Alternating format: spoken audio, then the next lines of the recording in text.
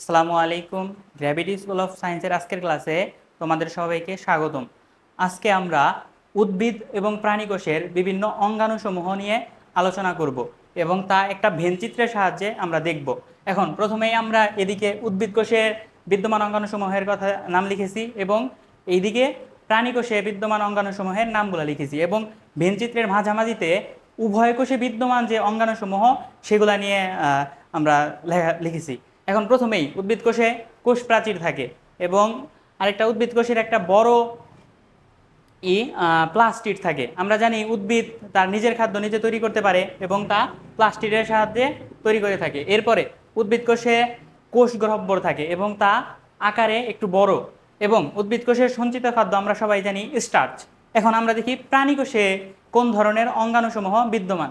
এখন প্রাণী কোষে প্রথমেই সেন্ট্রিওল থাকে যা উদ্ভিদ কোষে থাকে না। এরপর প্রাণী কোষে লাইসোজোম থাকে এবং প্রাণী কোষের সঞ্চিত খাদ্য গ্লাইকোজেন থাকে। এখন আমরা মাঝামাঝিতে উদ্ভিদ এবং প্রাণী কোষে উভয় কোষে বিদ্যমান এমন কিছু অঙ্গাণুর নাম লিখেছি। এখন প্রথমেই উদ্ভিদ এবং প্রাণী উভয় কোষে থাকে মাইটোকন্ড্রিয়া।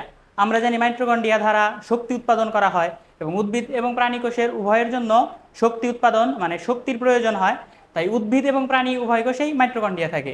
এরপরে গলগি বডি।